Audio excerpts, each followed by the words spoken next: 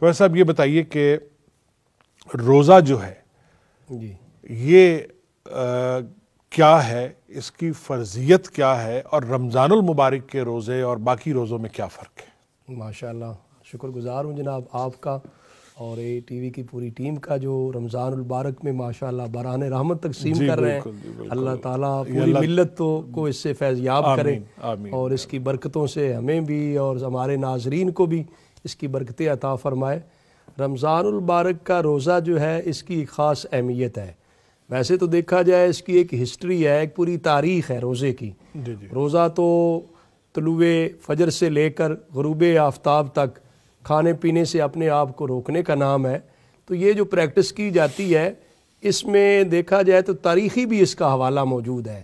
یعنی حضرت سیدنا آدم علیہ نبینا علیہ السلام جو ابو البشر ہیں، انسانیت کے باپ ہیں، باقاعدہ طور پہ ان کے اندر بھی یہ تھا کہ وہ 13ویں 14ویں اور 15ویں یہ گویا کہ 3 روزے ہر مہینے کے حضرت آدم علیہ السلام بھی رکھا کرتے ہیں۔ ماشاءاللہ۔ اور پھر ایک روزہ معروف ہے جو صوم داؤد کے نام سے ہے۔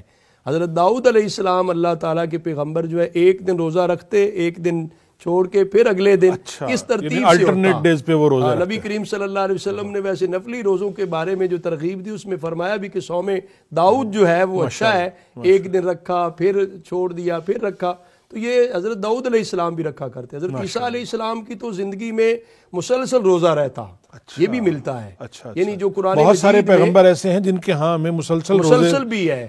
اور یہ جو قرآن مجید کے اندر اب تعالیٰ نے روزے کی فرضیت کے حوالے سے سورہ البقرہ میں فرمایا، یا ایھا الذین آمنوا کتب علیکم الصیام کما کتب علی الذین من قبلکم، کہ اے ایمان والو تم پر روزے فرض کیے گئے جیسا کہ تم سے پہلے لوگوں پر فرض کیے گئے۔ ان پر بھی فرض کیے گئے تھے، ان پر بھی فرض کیے گئے ہیں، ادھر بھی کوتے بائی ہے ان پر بھی فرض کیے گئے ہیں۔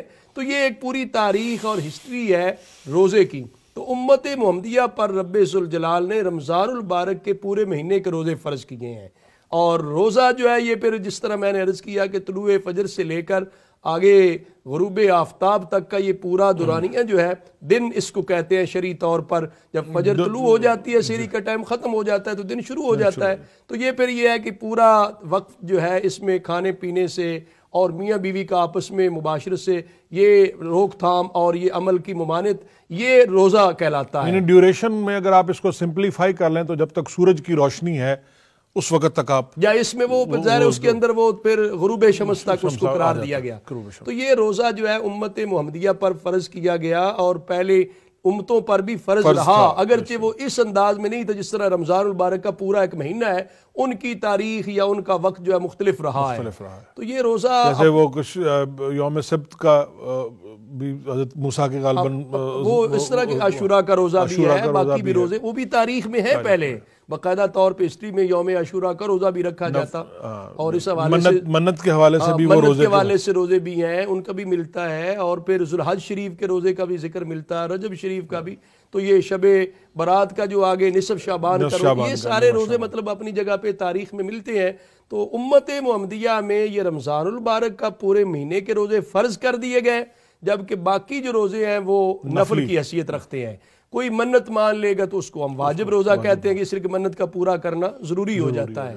تو یہ سرکار دو عالم صلی اللہ علیہ وآلہ وسلم نے عام بھی روزے کی جو فضیلت اور عظمت شان بیان کی ہے وہ بھی بہت ساری ہے، لیکن رمضان کے مہینے کی فرضیت تو پھر قرآن نے واضح کر دی ہے کہ اس مہینے کے اندر آپ پر فرض ہے روزے، یہ فرض کے یہ فرضیت کا۔ اور اس میں کچھ انہوں نے ایگزیمپشنز بھی بتائیں کہ سوائے ان کے کہ جو سفر پر ہیں۔ اسی قرآنی آیت کے اندر اگر تفصیل میں دیکھا جائے تو ایک تو یہ اگر فرضیت کو بھی دیکھا جائے نا، جو چیز کسی پر فرض کرنی ہو، میں تو کہوں گا کہ جو ارباب اختیار ہوتے ہیں جنہوں نے قوانین بنانے ہیں، پھر قوانین کا آگے عمل درآمد کروانا ہے، اس کو دیکھنا چاہیے کہ کس انداز میں ہونا چاہیے۔ اگر یہ اس آیت پہ غور کیا جائے قرآن مجید کے اندر تو اللہ تبارک و تعالیٰ نے جب روزے کی فرضیت، ظاہر فرضیت سے کھانا پینا تو رکنا ہے نا، تو یہ ایک بندے کے لیے مشقت تو ہے۔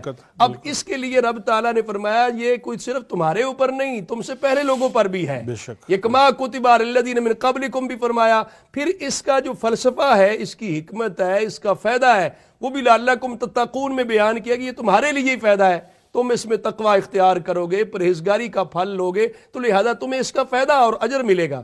اور آگے پھر بھی یہ تھا کہ چلے فائدہ تو ہمارا ہے، پہلے لوگ بھی رکھتے ہی آ رہے ہیں، فائدے بھی دونوں ہیں، روحانی بھی ہے اور روحانی بھی ہے، جسمانی جسمانی بھی ہے۔ پھر یہ بھی سوچ آ سکتی تھی کہ پر ٹھیک ہے لوگ رکھتے آ رہے ہیں لیکن کہ یہ ہمیشہ ہم نے رکھنا ہے؟ رب تعالیٰ نے فرمایا ایام معدودات، یہ تو گنتی کے چند دن ہیں جو گنتے گنتے گزر جائیں گے۔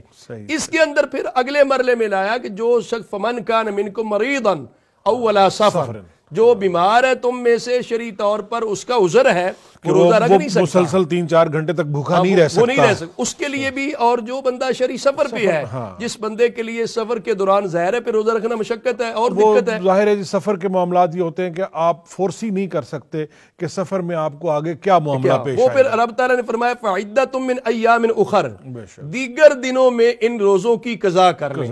جو بیماری کی وجہ سے یا سفر کی وجہ سے روزہ رہ جائے گا وہ اگلے مرلے میں جب فرصت رمضان المبارک کے بعد ملے گی اس کو قضا کر لے گا۔ اور آخر میں یہ بھی فرما دیا فَمَن تَطَوَّعَ خَيْرًا فَهُوَ خَيْرٌ لَّهُ، اگر اس کے باوجود بھی کس بندے کو ہمت ہو، وہ بندہ سمجھتا ہے کہ یہ میرے لیے جو مرض ہے اس میں روزہ رکھ سکوں گا، پھر بھی اگر وہ روزہ رکھ لیتا ہے تو اس کے لیے خیر اور برکت ہے۔ وَأَن تَصُومُوا خَيْرٌ لَّكُمْ، اگر تم جانتے ہو تو پھر تمہارے لیے خیر اور برکت اس کے اندر موجود ہے۔